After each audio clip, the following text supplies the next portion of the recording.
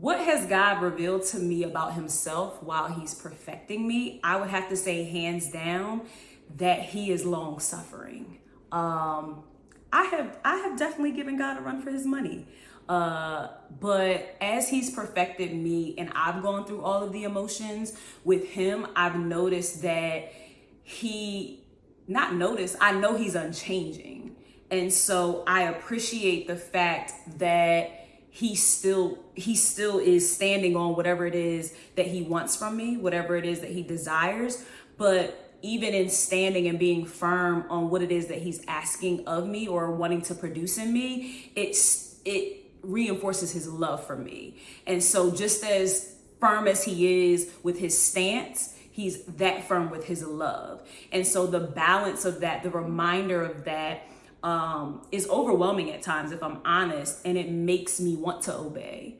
From a personal standpoint, I think understanding what a real father does and how he treats a child has been a lifelong lesson for me, especially in obedience, because it's not something that I necessarily grew up with. And so to get to know God as my father, and not a father that has condemned me, not a father that's angry with me, but as my father who wants to see me do well, that wants to see me blessed, I think I've learned his fathering in a different way that has made me want to go back to him when I would usually run. And so fathering and long suffering are probably the two biggest things. And to me, those are just the fruit of his love. And it just reinforces how much love he has, how patient he is with us, and the endurance that I'm reminded of because of what he's done for me is the same endurance I try to cultivate when it comes to showing other people love and bearing with them as they are being perfected too. So one of the things that comes to my mind regarding what God has revealed to me about him as he's been pruning me has been, he is kind. Kind it's crazy because it feels like an understatement. And the other word that comes to my mind is patient and long suffering. Because the more and more I feel God gets me to a place where I am authentically vulnerable with him, I find how much is in me that still needs to come out of me.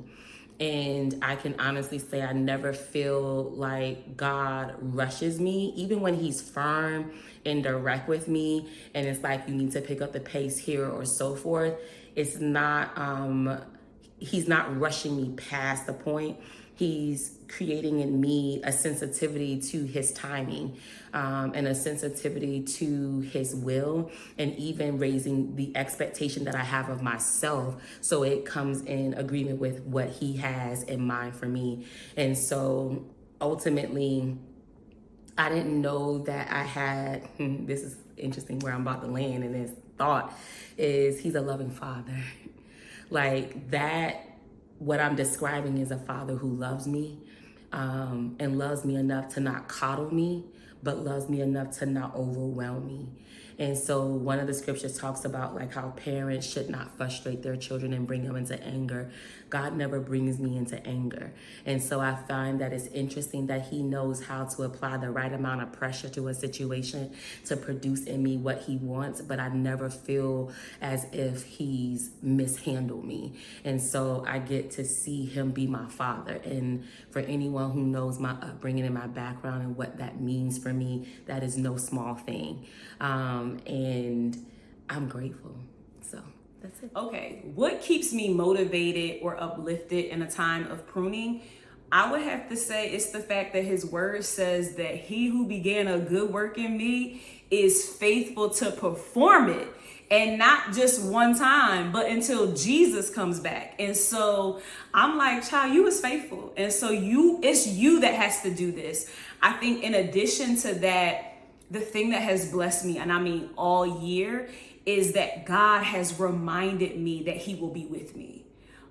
He says, I will be with you always. And so the reminder that he's with me in the journey, that I'm not just off on my own trying to make this thing work, that is what keeps me motivated. And so literally during the day, I'll be like, all right now, God, you said you was with me. I need to feel you. I need you to come closer, because it's giving, I'm about to go the wrong way and I don't want to. And so I think those two things, like, he's faithful in the journey. He's faithful in the process, and he can work it all together for the good.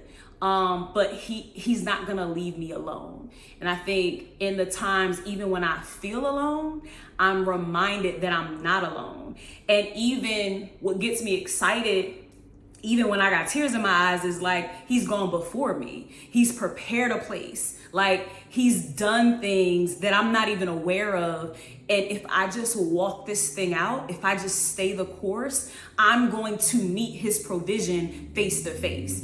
And so I'm like, I can't wait to see what you prepared. I can't wait to see how you work this thing together for my good. I can't wait to see the proof that you've been there all along. And so that's what keeps me motivated and uplifted. All right, so what keeps me motivated during a time of pruning is simple. I gave him my yes. I decided, I finally made a decision that come what may, I won't go back. I'll stay with him. I said yes to him. And it's a confession and a resolve that I still make out loud and in my heart, because even today, I can think of just a few days ago when I was mad about something and how a person was engaging me, and I was frustrated and I was telling God about it, and he wouldn't let me off the hook in that conversation. Like, I could be rightly angered by what someone was doing to me, but it didn't mean that I could reject reconciliation. And so, be mad, sin not, is what the Bible says. And it would have been a sin for me to say, I'm never going to make amends. They're just gonna, no, I gave him my yes. And so because of that, what keeps me motivated is my word to God. He's never broken his promise with me. And we make mistakes, right? We aren't perfect. But what keeps me motivated is that I meant it.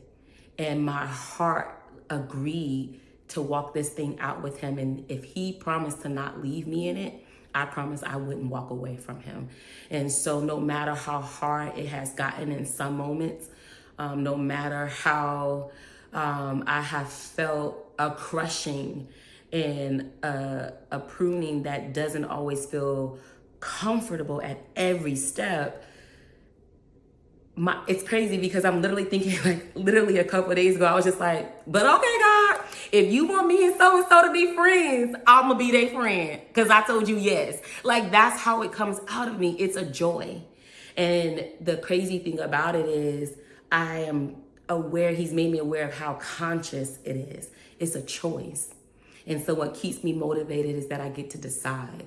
And it gets harder and harder to decide to go the other way when he's calling me this way. And so that's all I got, y'all. I hope that bless you.